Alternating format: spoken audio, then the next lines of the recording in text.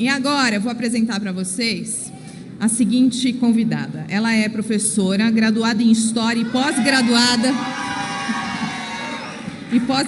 em Literatura Portuguesa.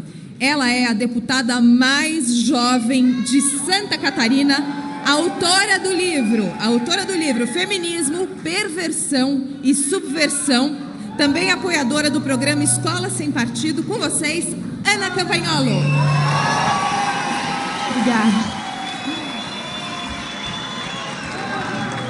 Obrigada.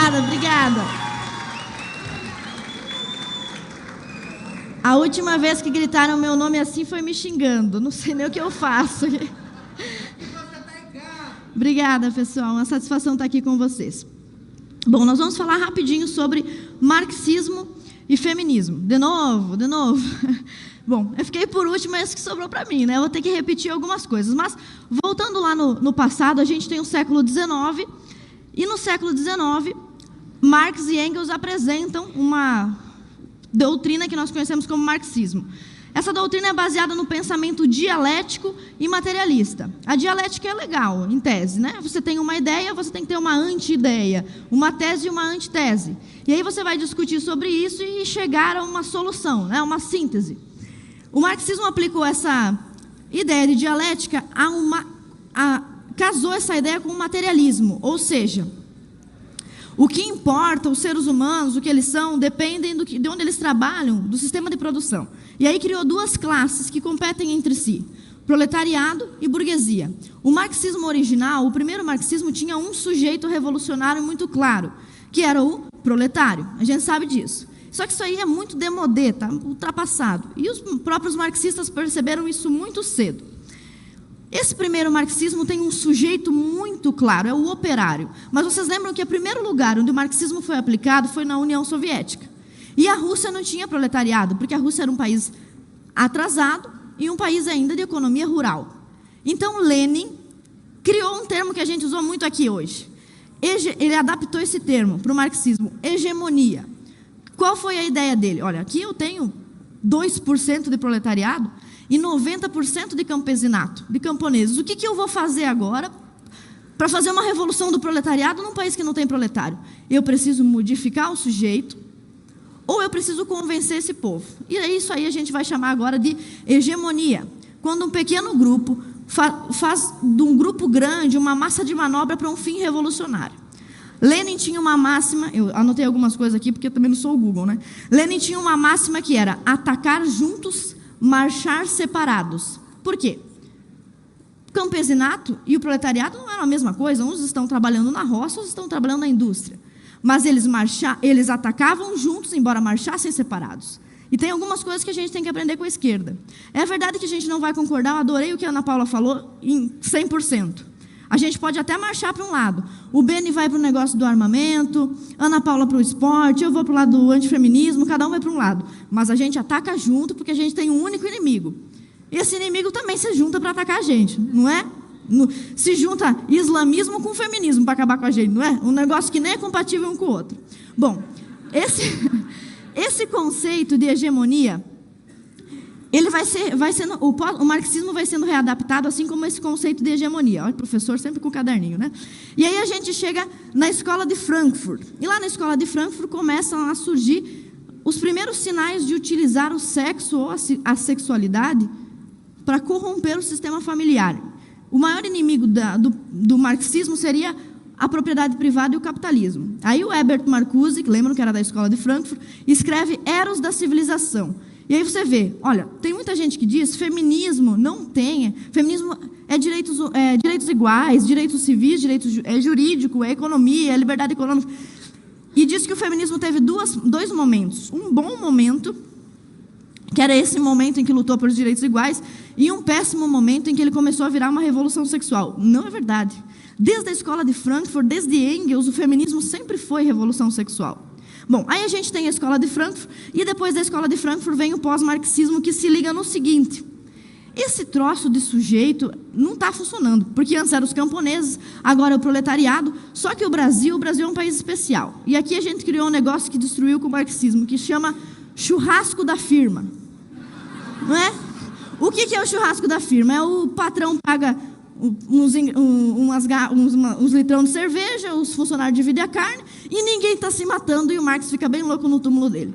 Ou seja, esse negócio de definir o sujeito, o Brasil é especial, né?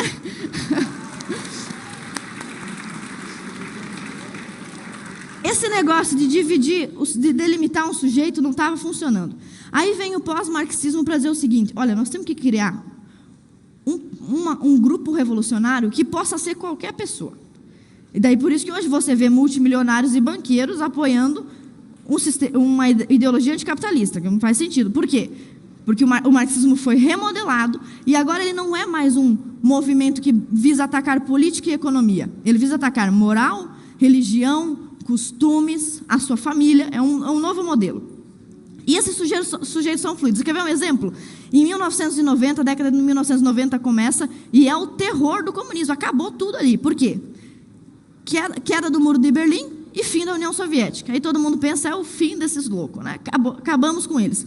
Só que poucos anos depois, eu vou dar um exemplo para vocês na América Latina. Na Bolívia, em 1990, a Marcha Indigenista. Olha um novo sujeito aqui. Não é proletariado, esses caras não são proletariados, mas eles são um sujeito da Revolução. Aí a gente vai para a Argentina, no mesmo ano, primeira parada do orgulho gay. Ué, caiu o Muro de Berlim, ali ontem, no ano seguinte já tem um novo sujeito marxista. Vamos para o Brasil.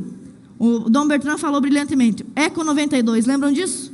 Os ecos chatos. E vai nascendo eles brotam de tudo que é lugar, eles se multiplicam.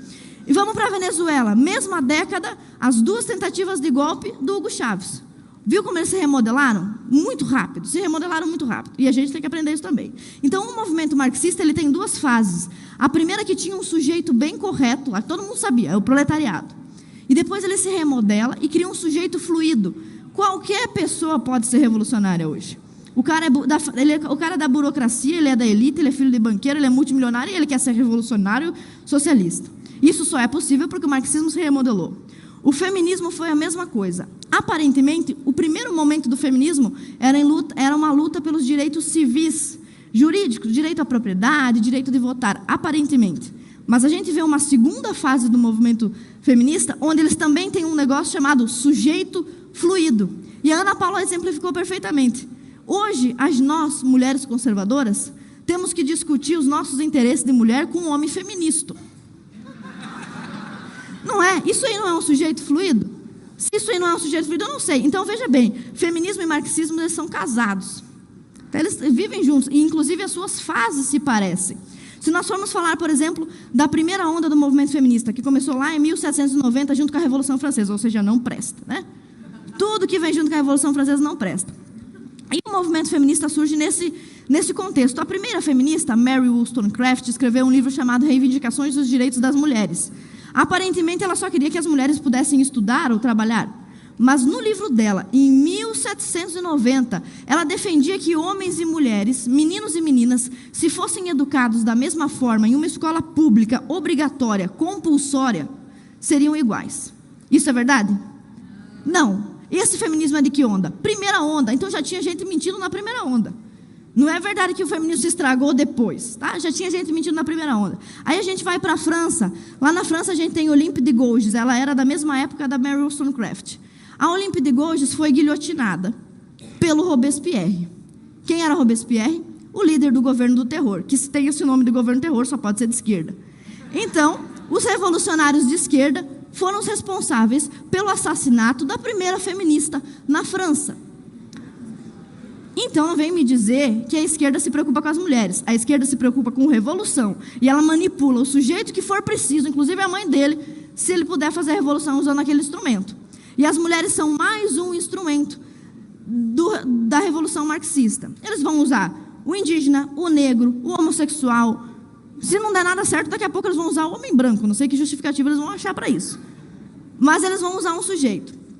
Então, você vê, nós temos nessa época, em 1790, duas revoluções. Revolução Americana e Revolução Francesa, que a gente pode chamar de iluminismo de direita e iluminismo de esquerda. Onde tinha iluminismo de direita, que somos nós, é nós, onde tinha iluminismo de direita, as mulheres começaram a ser defendidas pelos homens, como, por exemplo, John Stuart Mill. John Stuart Mill escreveu um livro chamado A Sujeição das Mulheres e defendia as mulheres. Onde tinha iluminismo de esquerda? França, Revolução Francesa, as mulheres eram guilhotinadas. Na mesma época, na Revolução Francesa, surge um cara chamado Marquês de Sade. Já ouviram falar dele? Marquês de Sade era o profeta. Tomara que não tenha crianças nos assistindo. Marquês de Sade era o profeta da masturbação, da pornografia e da misoginia. E ele é um dos grandes pais da Revolução Francesa, um mentor da Revolução Sexual, que começa já na primeira onda. Então o pessoal vem dizer para, não, o feminismo era bom antes, nós precisávamos do feminismo. Não. Agora eu vou citar para vocês Mises, os liberais vão gostar disso. O Mises, em 1922, que ele também dava uma deolava, às vezes profetizava as coisas, em 1922 ele disse, o movimento feminista vai ser bom enquanto ele defender interesses jurídicos e civis igualitários. Só que isso aí também não é feminismo. Isso aí é liberalismo. Então nós não precisávamos do feminismo porque nós tínhamos o liberalismo, não precisávamos dele. E ainda o Mises vai além, ele diz o seguinte, mas se o movimento feminista, olha a profecia, 1920, se o movimento feminista parar de lutar por direitos iguais e começar a contestar a natureza humana, então ele não será mais liberalismo, ele será socialismo. Socialismo é, em tese, contestar a natureza humana. Por exemplo, toda vez que você fala com um teórico socialista, ele quer construir uma nova humanidade, um novo mundo, um novo ser humano. Na linguagem de Hitler e de Stalin, o novo homem. Vocês lembram disso, né? Aprenderam isso no segundo ano do ensino médio. Então, o novo homem é a ideia do marxismo, do socialismo. E a nova mulher, que é não sei o quê, fluida, é a ideia do feminismo. Esses dois movimentos de esquerda que são casados, a ideia deles é destruir a identidade da mulher e, consequentemente, do homem, com a finalidade única de acabar com a propriedade, de acabar com a família e, assim, também destruir a propriedade privada. Eu não tive filho ainda, mas meu pai sempre disse que antes dele ter filho, ele gastava dinheiro no bar. Depois que ele teve filho, ele começou a economizar para deixar herança para os filhos. Esse pensamento foi bem reduzido, simplório, que eu falei aqui, mas é basicamente por causa da família que as pessoas se preocupam tanto com a propriedade privada. Certo? Por exemplo, os grandes metacapitalistas, como Rockefeller, eles não estão se divorciando, abortando e gastando o dinheiro todo na cachaça. O que eles estão fazendo? Investindo, fazendo fundação, certo? Então, vamos lá. Isso aí foi a primeira onda. Aí a gente começa a segunda onda do movimento feminista. Aí descarrilha de vez. Nesse ponto, todo mundo admite, há consenso sobre isso. Todo mundo fala, olha, o feminismo ficou ruim a partir da segunda onda. É porque era tão ruim mesmo que não dá para negar que era ruim. Eu acho que eu estou dando trabalho para aquela moça, porque eu falo muito rápido, né? Perdão. Desculpa.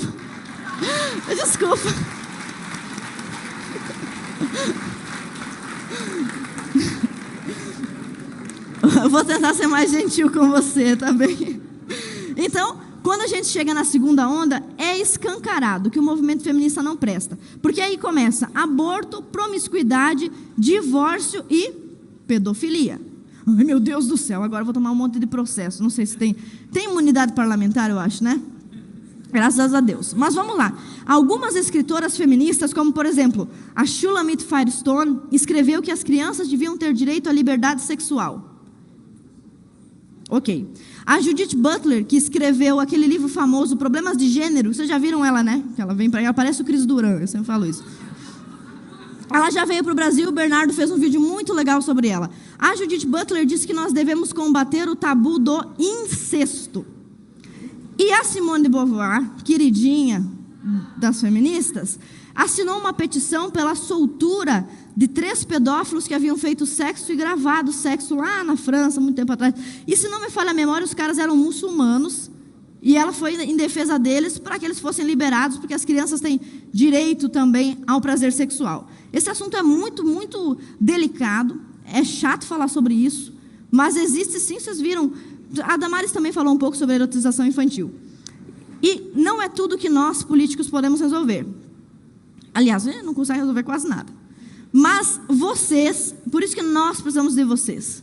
Porque as ideias precisam se espalhar, elas têm que se espalhar como vírus. E essa daqui, a ideia de que parte do movimento feminista tem na sua literatura clássica textos que favorecem a pedofilia, é uma ideia que tem que se espalhar. Isso aqui tem que se espalhar.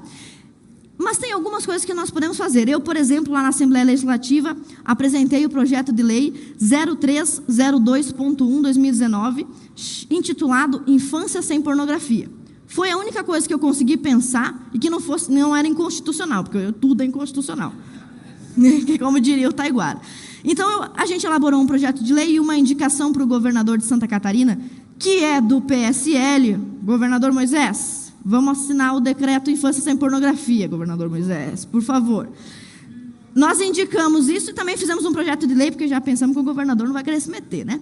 O projeto de lei prevê que é proibido passar conteúdo erótico e pornográfico para crianças em sala de aula, em qualquer repartição do ensino que seja pública. É uma coisinha de nada, né? Mas é o que dá para fazer. E por isso que esse pouco que a gente faz aqui precisa ser reforçado pelo que vocês podem fazer aí. E o que vocês podem fazer aí é cultura e é espalhar ideias. Então, nessa mesma segunda onda, vem a Simone de Beauvoir como uma grande aliciadora de menores. Começa também a apologia do divórcio. Eu sou divorciada, eu sei que tu vai decepcionar muitos conservadores isso, mas a vida é a desgraça, né? E eu quero dizer uma coisa para vocês, não existe sofrimento maior na vida de uma mulher, e não sei, não de um homem, que eu acho que também, porque eles se perdem, botam todas as coisas dele dentro de umas caixas e ficam por aí bebendo, acho que deve ser ruim para eles também. Mas não existe sofrimento pior, a não ser perder um filho para uma mulher que se casou, do que o divórcio. Divórcio não é conquista feminista, divórcio é uma desgraça. Divórcio já...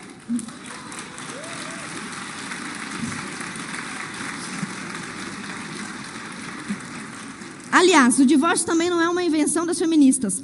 Moisés, está lá na Bíblia, no Antigo Testamento, já concedia carta de divórcio. Isso não é conquista. Sabe que conquista é casar com uma pessoa e ficar com ela 30 anos, 40, 50. Isso aí que é conquista.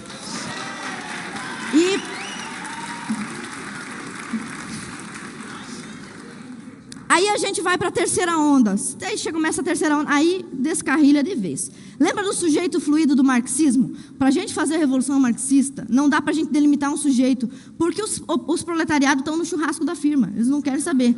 Então a gente vai ter que criar um novo sujeito, qualquer um que quiser, indigenista, MST, comunidade LGBT, vem todo mundo aqui para a revolução. O feminismo também começou o seguinte: primeiro ele defendia as mulheres.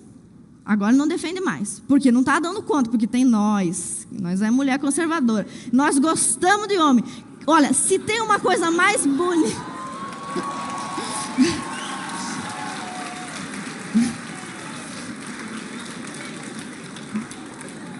E eu também costumo dizer nas minhas palestras, é evidente que nós mulheres conservadoras gostamos muito de homem, mas olha, os homens gostam de mulher também. Se vocês pudessem, teriam umas 10, não é?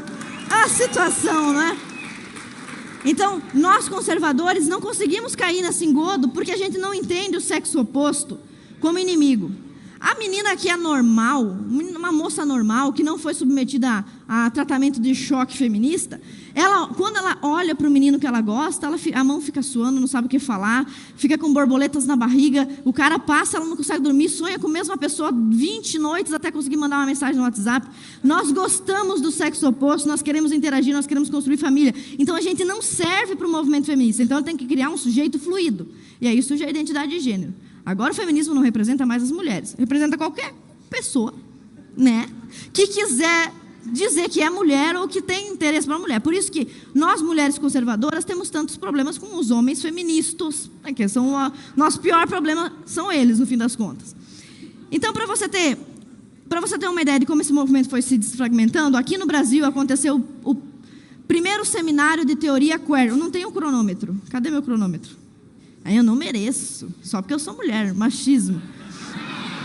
Não tem cronômetro para mim. Olha só.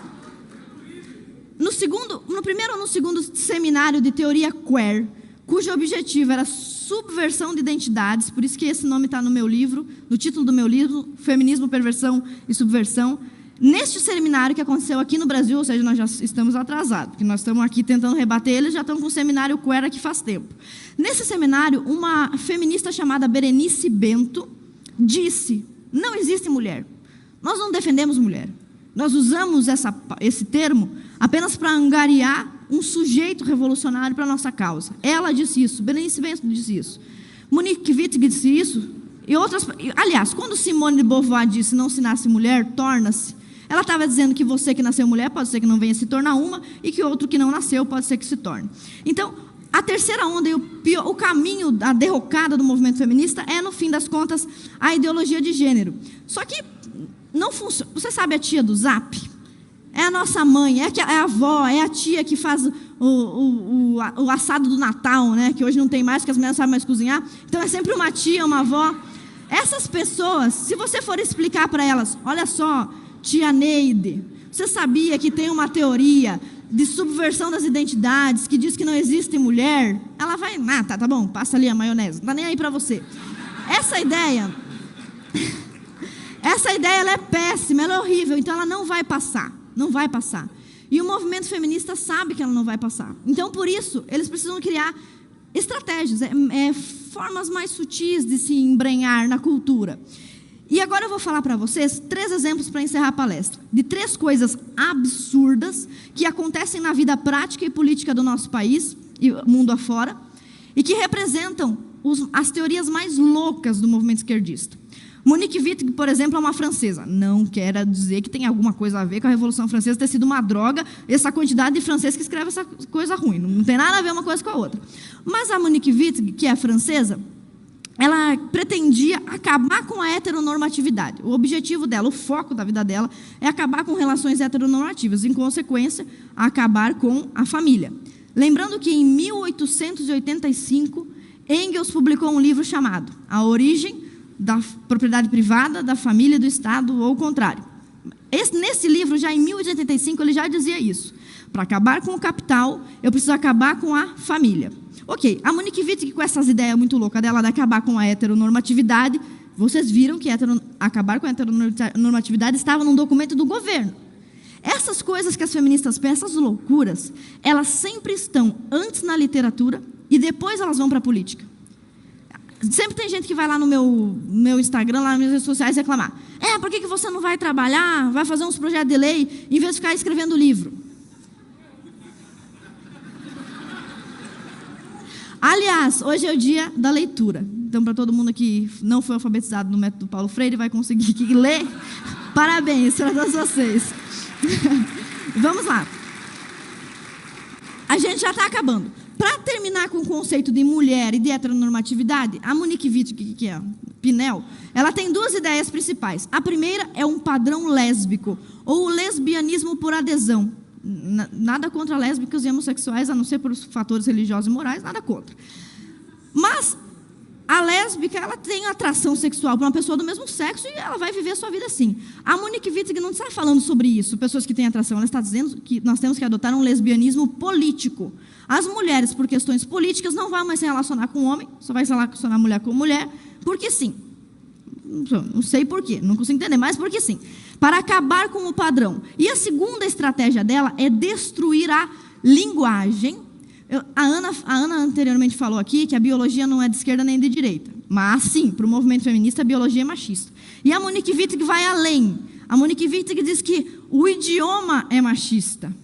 Por isso que agora a gente fala presidenta, né? Ficou muito bonito. E a Monique Wittig propôs o seguinte: nós temos que tirar o e o a das palavras. Lembraram, né? Já acontece, não acontece? Só que essa bobagem, antes de acontecer, estava no livro da Monique Wittig. Alguns dos senhores já tinham ouvido falar a palavra, esse nome dessa mulher, Monique Wittig? É por isso que a gente está perdendo, né? Por isso que a gente estava perdendo, né? Porque a gente não se prepara. Tudo, o professor Olavo sempre diz isso. Tudo que a esquerda vai fazer, antes eles colocam numa ata. Não sei por quê. Acho que é porque eles sabem que a gente não vai ler as atas. Só pode ser isso. Mas tudo que eles vão fazer, eles escrevem antes. E a Monique Wittig escreveu: para acabar com o patriarcado, com o capitalismo e com tudo mais que existe, que segundo ela não presta, a gente tem que trocar o A e o O por X. Aí você fala: queridos, cadê a Paula Marisa? A Paula Marisa tem um canal inteiro no idioma feminista. Queridos, oi, amigas, deputadas, pode ser um X ou um E. Olha, isso já está acontecendo. Eu trouxe 3 manchetes aqui. Professores do Colégio Pedro II adotam o termo alunos, eu vou falar alunes, para se referir a estudantes sem gênero. Isso aqui é de 2015, a gente já está quantos anos atrasado? Se fosse a Dilma, eu não saberia fazer essa conta. Mas olha só, a gente já está atrasado. Em 2015, as ideias da Monique Wittig já estavam sendo aplicadas. E por que ela quer fazer isso? Por que ela quer trocar uma letra por um X? Quer trocar um A por um X? Para destruir a sua família. Ah, mas não tem nada a ver. Tem. Não é teoria da conspiração. Vamos lá. Cadê o pessoal de Minas Gerais? Olha só, lá de Minas Gerais. Diretrizes de Educação para Relações de Gênero na Rede Municipal de Educação de Belo Horizonte. Uma notícia também de 2015. Uma cartilha inteira sobre um manual de linguagem não sexista. Eu não sei. Eu estudo isso aqui até hoje não entendi. E nós temos uma terceira notícia. 2018, Universidade Diego Portales do Chile. Nessa universidade, os professores já convencionaram que não é mais erro gramatical você escrever alunos, queridas, gordas, feias, né? Então já virou padrão. Olha, isso aqui estava na literatura, é absurdo. Nós temos um outro caso absurdo, que é o do Jordan Peterson, vocês lembram dele? Tem livro dele para vender aqui do lado, maravilhoso. O professor Jordan Peterson foi perseguido até o limite, porque ele se negou a usar termos de gênero neutro, que no Canadá estavam sendo impostos por normativa. Ou seja, eu estou vendo que é uma mulher. Uma coisa é você proibir o cidadão, até o conservador consegue aceitar isso, proibir o cidadão de falar certas coisas. Tudo bem, sou proibido de falar certas coisas. É justo, por exemplo, é proibido fazer um comentário racista, ok. Agora, obrigar a pessoa a falar determinada coisa, olha o absurdo disso, é uma total quebra da liberdade. Isso aconteceu no Canadá. E para você ver como isso é de interesse global, a Google e o YouTube bloquearam as contas do Jordan Peterson porque ele se negou a fazer isso, sem justificativa. Ele simplesmente teve os canais deletados porque ele não usou gêneros neutros, sem infringir nenhuma norma. Agora vamos para um segundo caso. Olha, é triste o que eu vou falar aqui. E eu vou talvez usar uns palavrões, porque eu não posso fazer nada, não fui eu que escrevi esses livros. Mas é o seguinte, além disso, nós temos o caso do Foucault. Lembram do Foucault? Foucault é velho, antigo já. Ele falava sobre contrassexualidade. Para o Foucault, para a gente destruir a sociedade, não é suficiente a gente fazer coisas que são proibidas.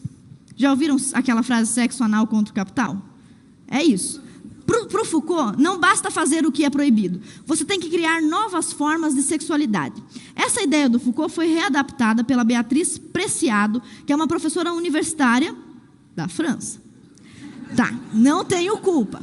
Ela escreveu um livro chamado Manifesto Contrassexual. Objetivos dela. Isso aqui é muito absurdo. Tenta explicar para sua avó isso aqui. Você não vai conseguir. Olha o que ela... E as vós são as pessoas que são sábias. Então, se elas não estão entendendo, é porque não funciona. Primeira citação. Inventar excentricidades, ou seja, novidades, novas formas de fazer sexo que subvertam a função do pênis e da vagina. Onde é que eu vou chegar? Vocês vão ver. B. Segunda citação. Jogar na cara dos heterossexuais práticas com fezes, peidos e chuvas douradas de urina. Alguém lembra disso aqui? Que é? Lembra do Bolsonaro perguntando o que é um golden shower?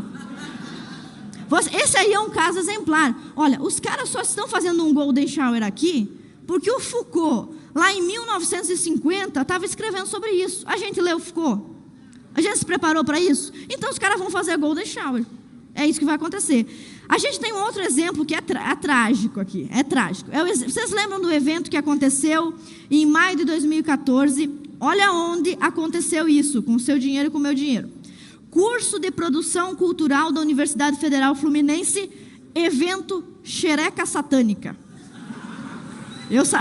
Meu marido disse que vocês iam rir disso. Tá. Vocês lembram disso, não lembram?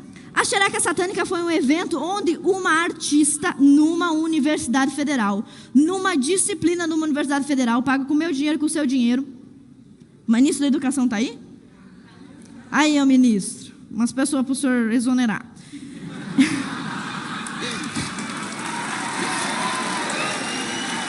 Estou terminando.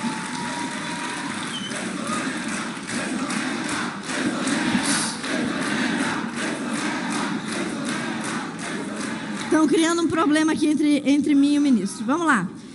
Nesse evento da disciplina Corpo e Resistência, uma atriz chamada Raíssa Vitral costurou, teve a sua vagina costurada. Meu Deus, é muito absurdo, não dá para entender. Só que isso tudo já estava escrito nos livros de Foucault e no livro da Beatriz Preciado, entre outros, Monique Wittig e tantos outros. Essa mesma cidadã, a Raíssa Vitral, foi aquela que, na ocasião em que o Papa esteve visitando o Brasil, em frente a uma missa que estava acontecendo em Copacabana, enfiou uma escultura católica na vagina. Vocês lembram disso? Pô, não, isso depois encontrar você, não fala um negócio dele. Ela disse que estava lá. Olha só. Ui. Olha só, a Raíssa Vitral, eu acho que eu tive um problema com o microfone, vou ter que pegar outro. A Raíssa Vitral cometeu práticas assim porque nós não estamos combatendo. Para tentar resolver esse problema, atenção, produção, é ao vivo, aqui se faz ao vivo. Nós apresentamos um projeto de lei também lá em Santa Catarina, e acho que muitos políticos aqui, assessores, podem levar essa ideia. Um projeto que proíbe o vilipêndio à fé católica e aos símbolos católicos, multando...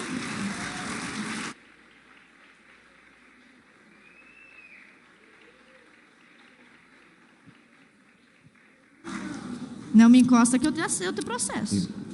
Ó, o assédio. Quer me dar outro microfone?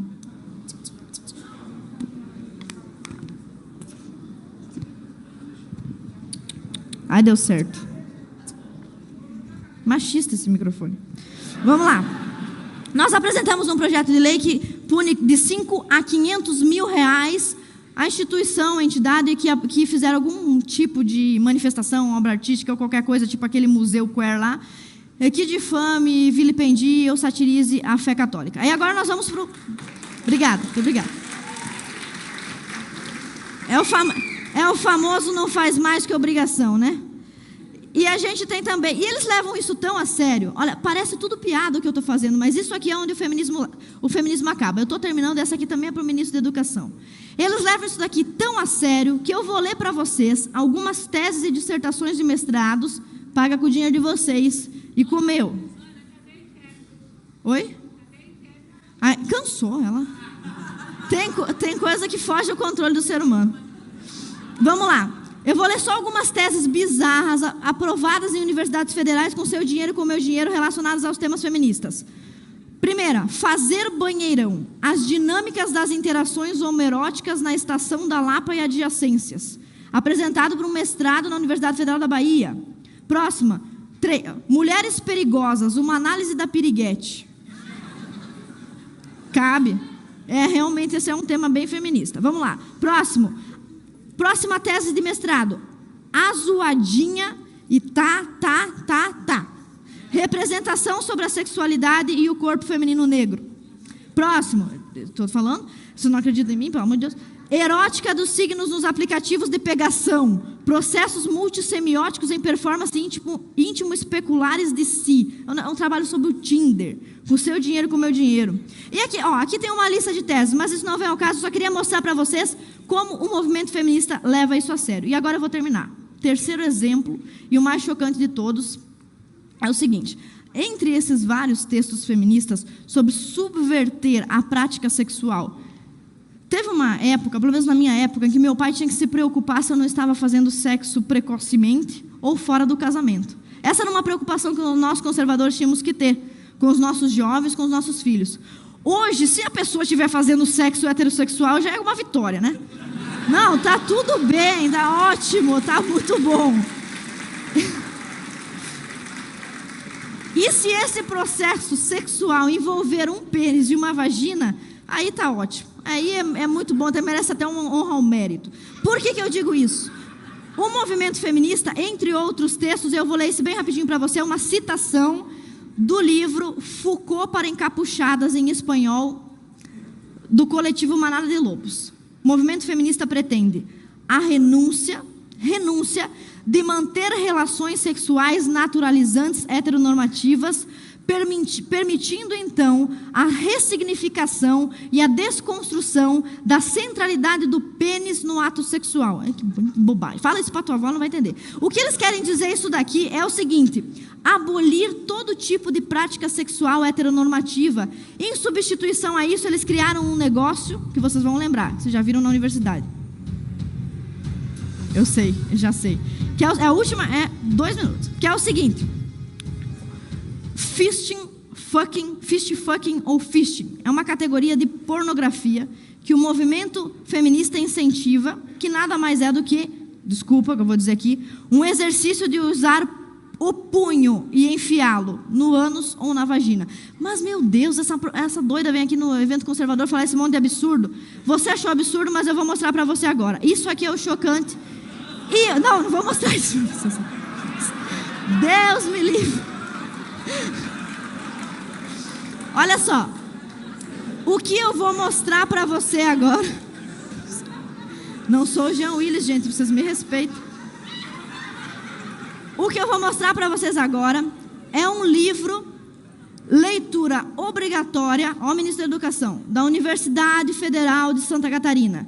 Se o seu filho, adolescente, 16 anos, 17, jovem, quiser ingressar na Universidade Federal de Santa Catarina, ele vai ter que ler esse livro aqui. Angélica Freitas, O Útero é do Tamanho de um Punho. Agora eu vou ler para os senhores essa lindíssima poesia, que está dentro desse livro, leitura obrigatória para entrar na Universidade em Santa Catarina. Era uma vez uma mulher, lembrem, isso está na literatura feminista, publicada há quanto tempo? 10 anos, 20 anos, ninguém fez nada, olha o que acontece. Era uma vez uma mulher que não perdia a chance de enfiar o dedo no ânus, no próprio ou no dos outros. O polegar, o indicador, o médio, o anular ou o mindinho, me lembro do Lula nesse trecho. Sentia-se bem com o mindinho nos outros. Esse aqui é um dos poemas. O outro que o seu filho tem que ler para entrar no vestibular. Um útero é do tamanho de um punho. Num útero cabem capelas. Olha aqui.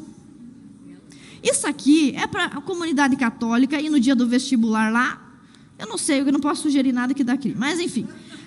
Cabem bancos, hóstias e crucifixos. Cabem padres de pau murcho, desculpa, estou lendo que está aqui. Cabem freiras de seios quietos, cabem as senhoras católicas que não usam contraceptivos, cabem... E aí continua. Página 61. Leitura obrigatória na Universidade Federal de Santa Catarina. Ok?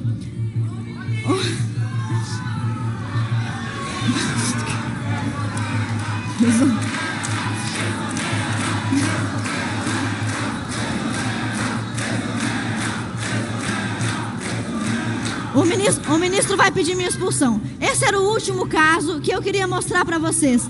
Todo tipo de absurdo feminista, se não for combatido quando ainda é uma semente, vai acabar se tornando prática. E nós, mulheres conservadoras, temos um interesse, que é nos dar bem com os nossos maridos, que não são nossos inimigos. O que acaba com o casamento, e é isso que é o objetivo do feminismo, é a competitividade. E Deus nos colocou mulheres para ajudar nossos maridos e maridos para nos proteger. E é isso, muito obrigada.